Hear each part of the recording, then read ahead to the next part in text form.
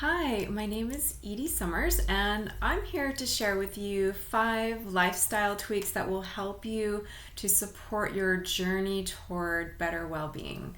So, my number one tip is to really be honest with yourself about how you're currently feeling. Are you getting enough sleep? How's your energy? Really check in with yourself and also consider the worth of your well being. What would you do to really honor your life and your well-being if you really valued it? Sometimes we have to make shifts, like for instance, investing in downtime, investing in self-care, investing in rest. This is going to make you feel better emotionally, mentally. It's going to make you more creative. It's going to make you more productive. So I would say, first of all, slow down, check in, be really honest with yourself about how you're currently feeling. Consider the worth of your well-being. And the second tip is kind of connected to this. It's the idea of going offline and really investing in your downtime, your rest. And that's going to be different for everybody. So for some people, of course, we all need deep sleep, and a lot of us aren't really sleeping very well these days. The CDC says that about 1 out of every 3 Americans isn't really sleeping well. So this is a huge issue. We're dealing with a lot of stress these days. But really allowing yourself to go offline whenever is good for you. It's going to be different for everybody. Really honoring your body's needs that way and really being honest with yourself. Now I know we're all juggling a lot, and sometimes it's hard to go offline and kind of take some downtime. However, it's really critical to your well-being. So number one tip again is to kind of just check in and really see how you're feeling, be honest with yourself about it. Number two is to kind of go offline when you can, both offline from the computer, but also kind of let your mind go offline and let your brain go offline and just really allow yourself to rest. It could also be play. Everybody has different versions of what feels good to them in terms of downtime. Deep sleep is really important. Here's some tips that can help improve your sleep. And this is, again, connected to the second tip about going offline. So sleep is really critical. For a lot of us, we're so stressed out these days. We're so overstressed that it can be really difficult to sleep. The more you can manage your stress during the day, the better you're going to sleep at night. The more you can take care of your nutrition during the day and really feed yourself really good food that's really high in nutrition, the better you're going to sleep. A couple of tweaks that can help you with sleep is if you're feeling really stressed out and you have a lot on your plate, try going to bed early, and then you can wake up early and then tackle those work issues or whatever it is that you need to do. Try to let yourself rest at night. So again, go to bed early and really try to stay offline. Try to not to have that screen time about an hour before you go to sleep. Some of the other tips that can really help you in terms of going offline, getting better sleep, really investing in that downtime is make sure your room is dark when you're sleeping, a little bit on the cooler side. And try to get early morning sunlight and try to get some exercise because that can also help you sleep deeper. One of my favorite things to do these days is when the weather is good enough is kind of get both a dose of nature and exercise by going into a forest. I live near some forests and kind of doing that forest bathing. It's a great way to do some meditation too. And so, we all need rest even in this very busy modern world where we're so connected all the time. Invest in your rest. Invest in yourself. And again, going back to that first tip, know your well-being, know the worth of your well-being. So number 3 is cultivating a habit of hope. Again, we live in very uncertain times, and I think a lot of us have sort of gotten out of the habit of really hoping for a better future and feeling optimistic. We've been through a lot of collective trauma. There's been a lot that's happened with the pandemic and wars going on and weather patterns that are changing. And even in the darkest of times, hope is there, and hope can actually really be very critical to your overall well-being if you can harness the habit of hope. So what I mean by creating a habit of hope is make it a habit, just like you would with any other health habit or wellness habit that you're working on integrating into your life and your well-being. Try to see, so here's some really easy ways to create a habit of hope. First of all, try to see the more positive side of what's going on in any situation. People that are more optimistic tend to be happier and more hopeful. The biggest thing of all is to focus on what you can control. In this world, it feels like there's so much that we can't control, and that can create feelings of uncertainty and not feeling well, and really feeling stressed or overstressed. So really, really try to focus on what you can control. And people, again, that feel very positive and optimistic and hopeful are focusing on what they can control. That can include your mindset. I mean, it can include feeling more positive or trying to be more optimistic.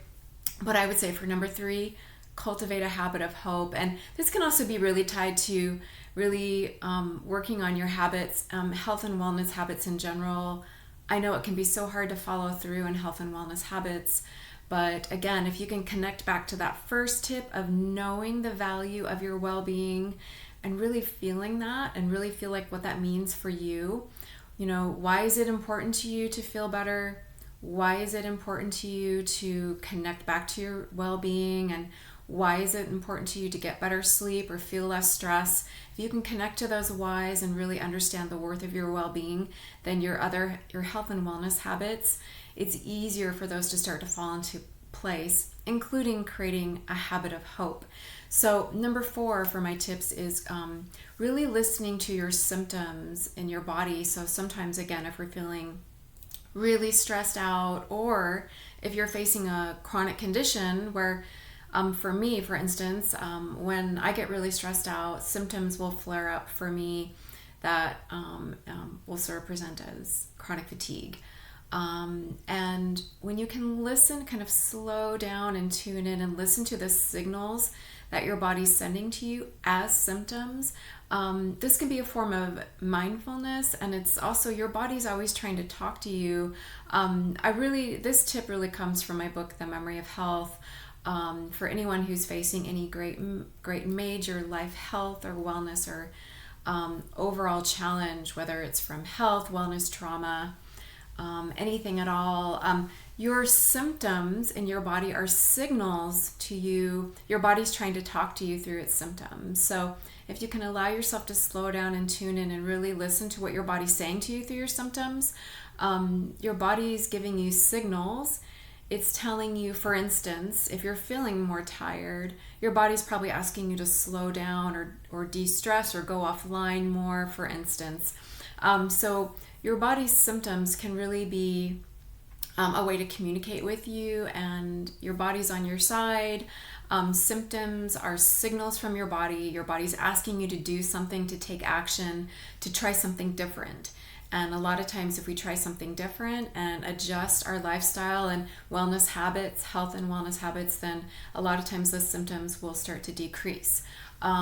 So number 5 for my tips is when I was studying wellness coaching, I came across a quote that I really, really loved, and it's always stuck with me. And it says that connection is the currency of well-being. And that quote is by John Travis. It's one of my favorite quotes, and it still stands the test of time today. We need connection on all levels to thrive, whether that's with ourselves, through getting to know ourselves better and kind of reconnecting with what makes us tick, what makes us feel alive and feel good. There's connection to self, there's connection to others. We are social beings. And social well-being is a lot of times a missing piece in sort of the fabric of well-being altogether. So I really encourage you to seek connection with other people, make bids, what are called bids. So if you're craving more connection and you're feeling lonely, whether that's, from kind of the post-pandemic era, or maybe you've been feeling that way for a while.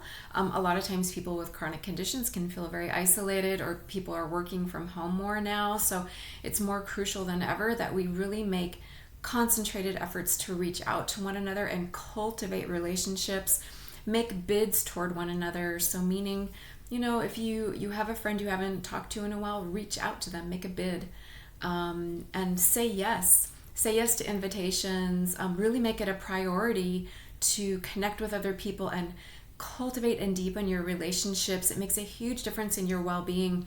And third, I would say in terms of connection is really find a way that works for you to connect with the world at large and the universe at large.